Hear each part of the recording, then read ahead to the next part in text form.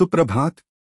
कार्तिक मास की इस पावन कथा श्रृंखला में आज हम 10वें अध्याय का श्रवण करेंगे, जिसमें हम जानेंगे कि भगवान शिव के क्रोध तेज से कैसे एक महाअत्याचारी दैत्य जलंधर का जन्म हुआ और कैसे ब्रह्मा जी ने उसके भविष्य की घोषणा की। तो चलिए शुरू करते हैं। राजा पृथु बोले, हे ऋषिश्रेष्ठ नारद जी, आपको प्रणाम है। कृपया अब यह बताने की कृपा कीजिए कि जब भगवान शंकर ने अपने मस्तक के तेज को क्षीर सागर में डाला तो उस समय क्या हुआ। नारद जी बोले, हे राजन, जब भगवान शंकर ने अपना वह तेज क्षीर सागर में डाल दिया तो उस समय वह शीघ्र ही बालक होकर सागर के संगम पर बैठकर संसार को भय देने वाला रुदन करने लगा। उसके रुदन से संपूर्ण जगत व्याकुल हो उठा, लोकपाल भी व्याकुल हो गए, चराचर चलायमान हो गया। शंकर सुवन के रुदन से संपूर्ण ब्रह्मांड व्याकुल हो गया। यह देखकर सभी देवता और ऋषिमुनि व्याकुल होकर ब्रह्मा जी की शरण में गए और उन्हें प्रणाम कर उनकी स्तुति करने लगे। उन सभी ने ब्रह्मा जी से कहा, हे पितामह, यह तो बहुत ही विकट परिस्थिति उत्पन्न हो गई है। हे महायोगिन, इसको नष्ट कीजिए।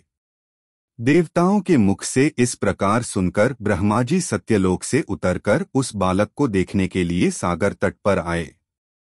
सागर ने ब्रह्मा जी को आता देखकर उन्हें प्रणाम किया और बालक को उठाकर उनकी गोद में दे दिया।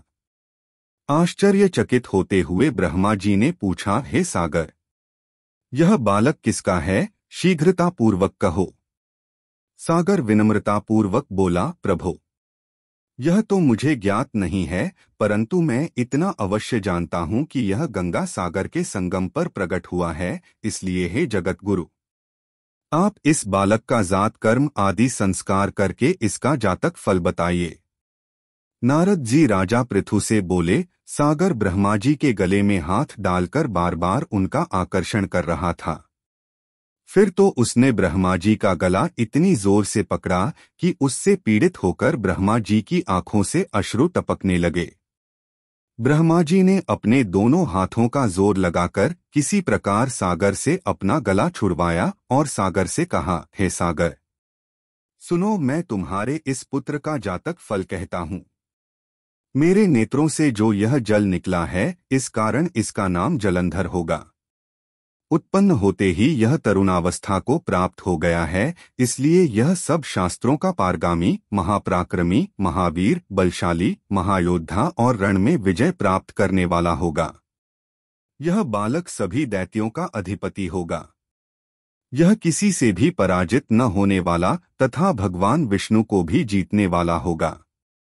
भगवान शंकर को छोड़कर यह सबसे अवध्य होगा। जहां से इसकी उत्पत्ति हुई है, यह वहीं जाएगा।